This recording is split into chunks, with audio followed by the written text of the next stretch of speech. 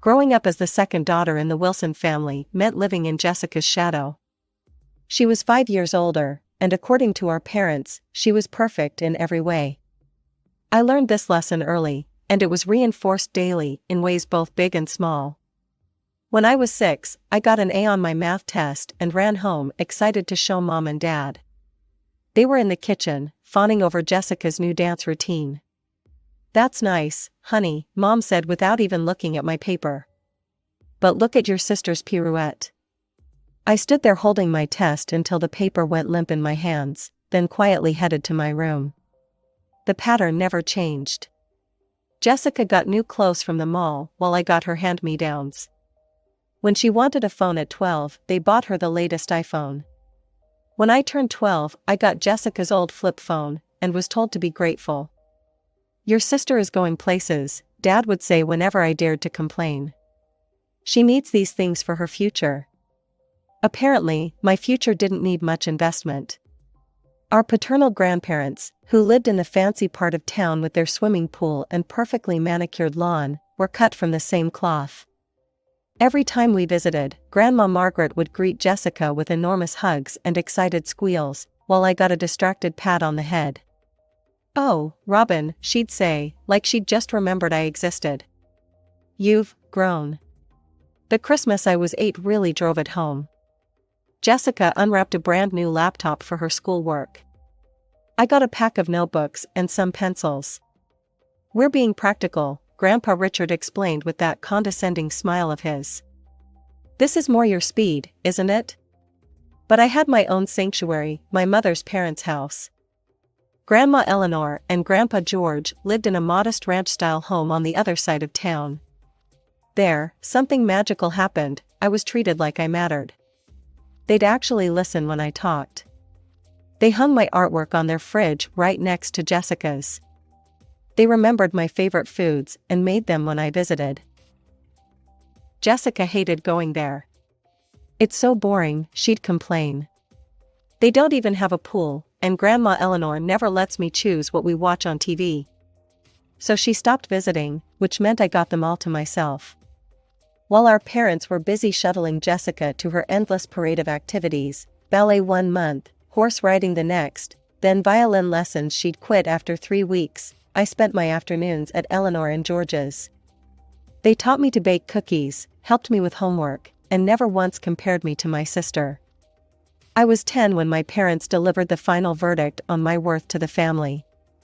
It came during what they called a family meeting, though it felt more like a trial where the sentence had been decided long before the proceedings began. It was a Sunday afternoon in October. All 6 adults arranged themselves around our living room, Mom and Dad standing by the fireplace, both sets of grandparents on the matching sofas, and Jessica and me perched on chairs brought in from the dining room. The atmosphere was heavy with manufactured importance. "We need to discuss something serious," Dad began, his hands clasped behind his back like a businessman about to announce layoffs. "As you know, college education isn't getting any cheaper." I watched Jessica straighten up in her chair, smoothing her perfect blonde hair. At 15, she was already practicing her future college student pose. I sat still, my hands folded in my lap, already knowing where this was going. "We've been saving since the girls were born," Mom continued, her eyes drifting to Jessica. "But with the current economy, well, we can only afford to send one of them to college." The pause that followed wasn't really a pause at all. It was just for dramatic effect, like when TV shows pretend there's suspense before announcing the obvious winner. "Jessica will be starting college in 3 years," Dad announced. "She's shown remarkable talent in so many areas. It's important we support her potential." Then he turned to me, his expression a mix of dismissal and fake sympathy. "Robin, honey, you're different. You're more suited for practical work. You don't really need college." Grandma Margaret, Dad's mother, nodded enthusiastically. "Jessica is so gifted," she gushed. "Just last week, her dance teacher said she had natural grace. She needs the best education possible." I sat there, feeling smaller with each word. Not talented enough. Not worth investing in. Not special like Jessica. The familiar message, now just officially stamped and sealed. But then something unexpected happened. Grandpa George stood up, his face red with anger. "This is absolutely unfair," he declared. "How dare you write off a 10-year-old child like this?" "George," my father started, but Grandma Eleanor cut him off. "If you won't support both your daughters equally," she said, her voice sharp as ice, "then we'll pay for Robin's college ourselves." I watched as my maternal grandparents stood up together, a united front. "Robin will have her chance at college," Grandma Eleanor announced. "We'll make sure of that." Then they walked out, leaving a stunned silence behind. Later that night, I was heading to the kitchen for water when I heard my parents talking in their bedroom. The heating vent carried their words clearly up to the hallway. "Mother's being ridiculous," Mom was saying. "Robin's not college material, she can barely keep up in regular classes. They should give us that money for Jessica's education instead. It would be wasted on Robin." "She's just not bright enough," Dad agreed. "I don't know why they're pushing this." I stood there in the dark hallway, their words washing over me like a familiar bitter rain. But somehow, it didn't hurt as much as it should have. Maybe because I'd heard it all before, or maybe because I could still hear Grandma Eleanor's fierce promise echoing in my head. The years passed, and Jessica went off to an expensive private college while I finished high school. My parents never missed a chance to brag about their perfect daughter, constantly updating everyone about Jessica's amazing college experience, her excellent grades, and her bright future ahead. I focused on my own studies, spending most of my time at Grandma Eleanor and Grandpa George's house. Their quiet support meant more than all my parents' loud praise of Jessica ever could. Then came the day that shattered my parents' perfect vision of their golden child. I was in my senior year when Jessica came home from college, fresh from graduation. I was doing homework at the kitchen table when she burst through the front door, mascara running down her face. "Mom, Dad," she sobbed. "I'm pregnant." The silence that followed was deafening. Mom dropped her coffee mug, dark liquid spreading across the kitchen floor. "Who's the father?" Dad finally asked, his voice barely a whisper. Jessica's next words sent Mom collapsing into a chair. "I don't know for sure." I watched my parents' faces as their perfect world crumbled. But it took them less than 5 minutes to reconstruct it. "Oh, sweetie," Mom rushed to hug Jessica. "It's not your fault. These things happen. We'll help you raise the baby," Dad added quickly. "You'll stay here with us." I couldn't believe what I was hearing. "Are you serious?" I said from my spot at the table. "She parties her way through college, gets pregnant, doesn't even know who the father is, and you're still making excuses for her?" "Robin," Mom snapped. "No, listen," I continued, years of frustration finally boiling over. "This is what happens when you spoil someone their entire life. When you never make them face consequences. When you—" "How dare you?" Dad thundered. "Your sister is going through a difficult time, and you're being cruel." Jessica burst into fresh tears, and Mom wrapped her arms around her protectively. "Get out," she screamed at me.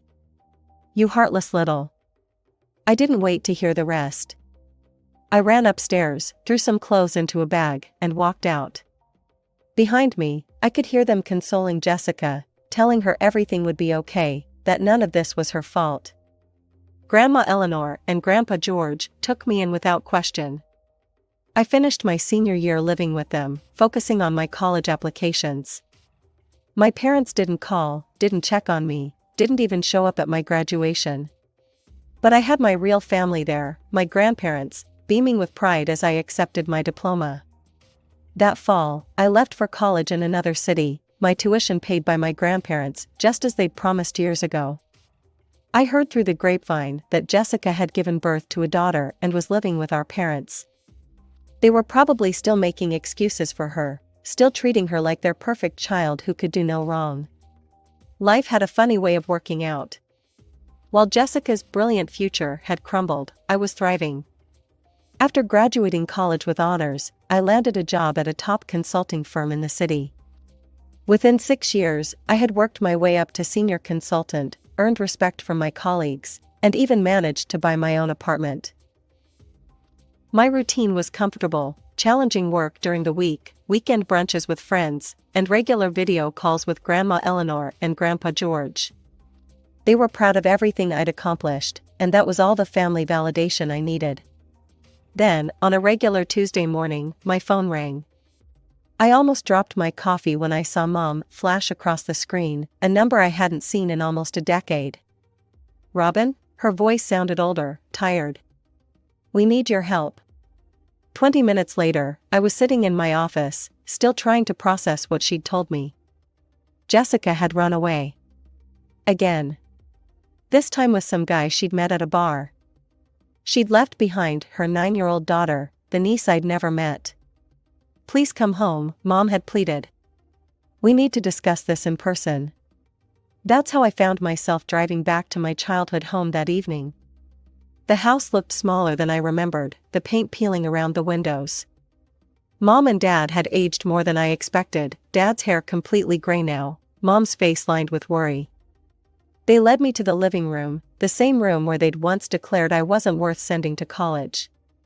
The irony wasn't lost on me. "Jessica's been unstable," Dad began, staring at his hands. "She never kept a job for more than a few months.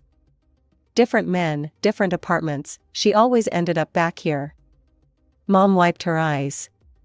"We tried to help, paid her debts, watched Lucy while she worked, or said she was working. But last week, she met this man.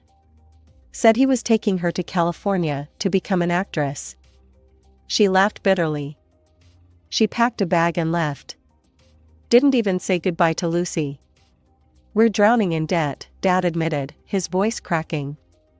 "Credit cards, personal loans, all to keep Jessica afloat. And now?" I waited for the rest, watching them squirm uncomfortably on the couch that had faded from cream to dingy beige. "We want you to take Lucy," Mom finally said. "Adopt her, actually. You're stable, successful, you could give her a good life. We're too old for this. We can't start over with a child." I sat there, stunned. These people who had written me off as worthless, who hadn't even come to my graduation, were now asking me to take responsibility for a child I'd never met. A child they'd helped raise for 9 years while enabling Jessica's chaos. After my parents went to bed that night, I sat in the kitchen with Lucy. She was nothing like I expected, nothing like Jessica. While my sister had been loud and demanding, Lucy was quiet and thoughtful, with serious brown eyes and a gentle smile. "Do you like to read?" I asked, noticing a worn copy of Harry Potter on the kitchen counter. "I love it," she said softly. "But Grandma says I read too much. She says I should do something useful instead." Over cups of hot chocolate, Lucy slowly opened up. She told me about her life with my parents, how Grandma sighed heavily whenever she had to make Lucy dinner, how Grandpa complained about the cost of her school supplies.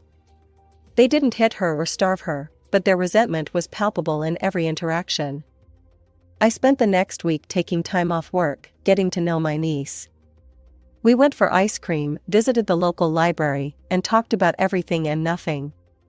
Lucy was smart, kind, and remarkably resilient despite everything she'd been through. She showed me her straight-A report cards that no one had ever celebrated, her artwork that never made it to the fridge. The decision to adopt her wasn't easy. I had a career, a life I'd built carefully from scratch.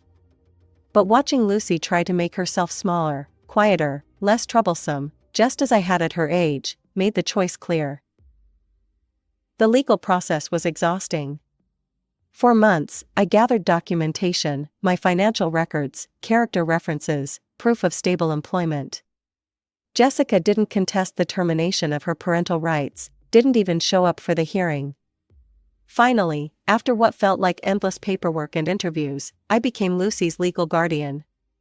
The day we packed up her room at my parents' house, they barely looked up from their TV show.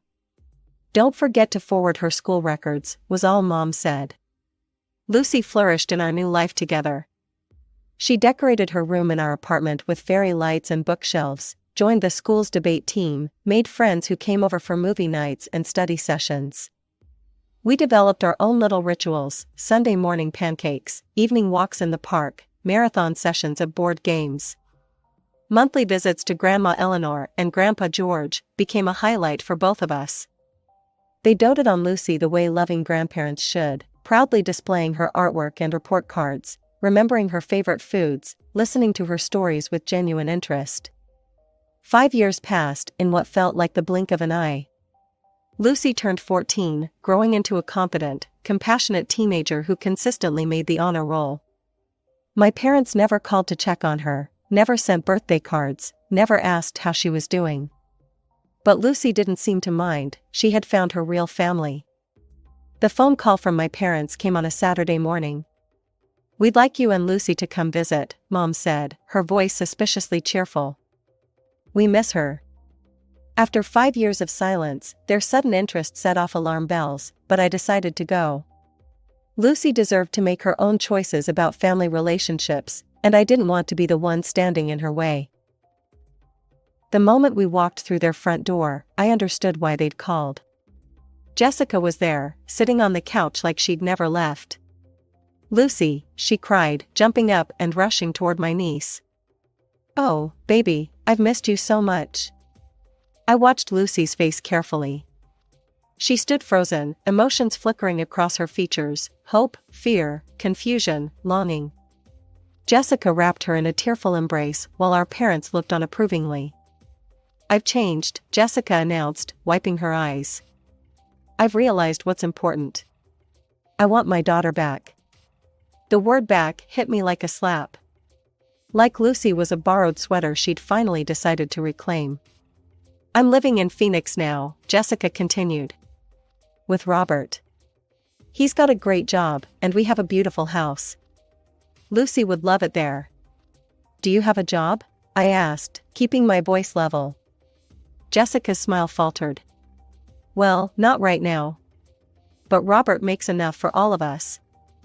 "And what happens if things don't work out with Robert?" I pressed. "What's your backup plan?" "Why are you being so negative?" Mom snapped. "Your sister is trying to do the right thing." "The right thing?" I laughed incredulously. The right thing would have been not abandoning her daughter for 5 years. The right thing would have been sending birthday cards, making phone calls, showing any interest at all in Lucy's life. "I made mistakes," Jessica wailed. "But she's my daughter." "Stop being selfish, Robin," Dad cut in. "You've done your part, but Lucy needs her real mother now. You can have your own children if you want to play mommy so badly." I stared at them, stunned by their cruelty. These people who had failed not one but 2 daughters, who had enabled Jessica's irresponsibility for decades, who had never once in 5 years asked how Lucy was doing in school or what her interests were, they thought they could just restart the cycle of dysfunction. "Lucy isn't a toy you can pass around," I said, my voice shaking with anger. "She's a person who needs stability and real love, not empty promises." "Where were you when she had nightmares? When she was sick? When she won the school spelling bee? Where were any of you?" "You have no right," Jessica screamed. "She's my child."